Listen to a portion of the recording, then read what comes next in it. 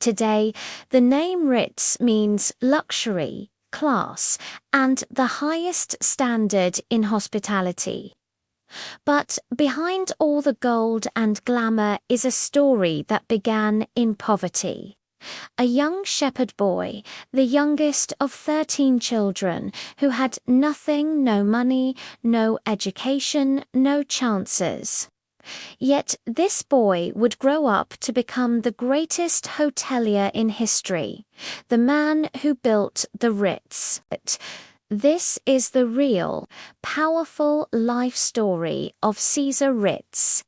César Ritz was born in 1850 in the tiny village of Niederwald, Switzerland.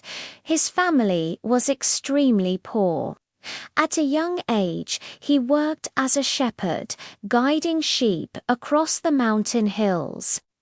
People around him believed that poor village boys could never achieve anything big.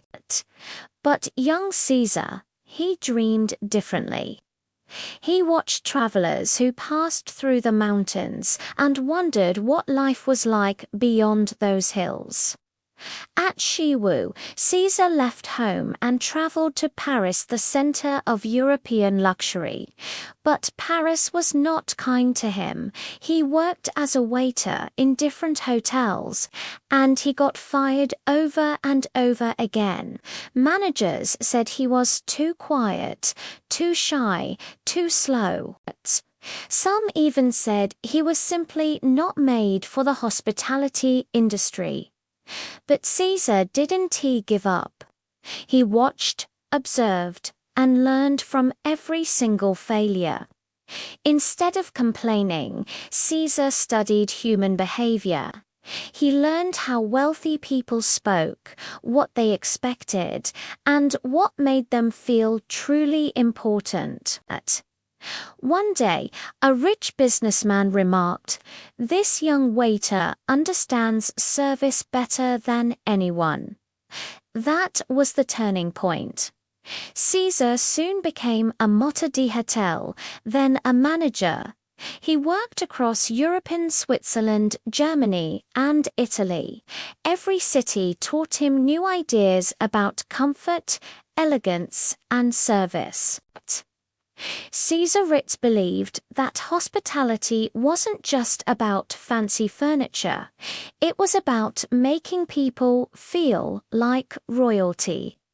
His service rules became legendary. He would always anticipate what a guest needed before they even asked.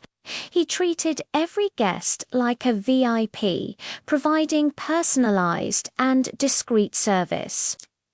His goal was to make the hotel feel like a home for sophisticated travelers.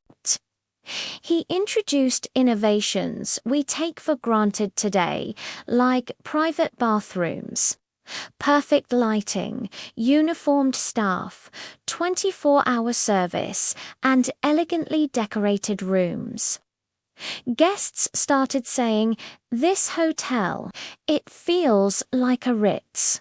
From then on, his name became a symbol of elegance.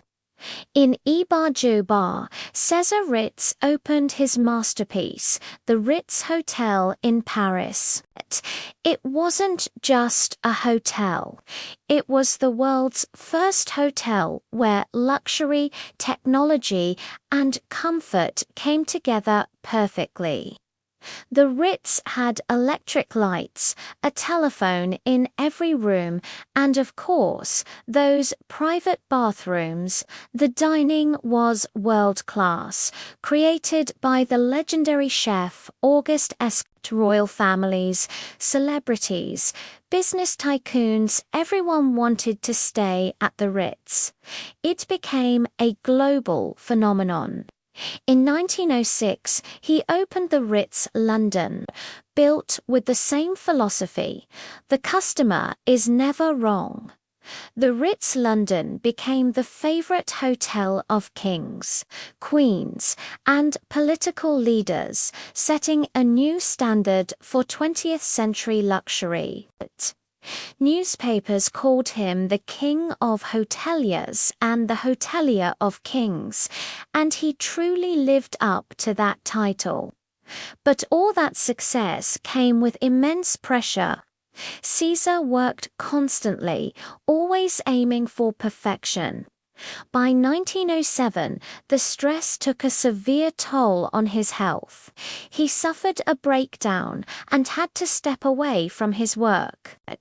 Even though he couldn't continue managing the daily operations, his legacy remained as strong as ever.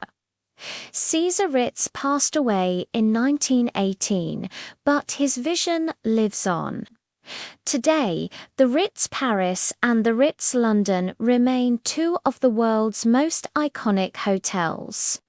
His name ritzes in every luxury dictionary, from a poor shepherd boy to the man who defined what luxury truly means.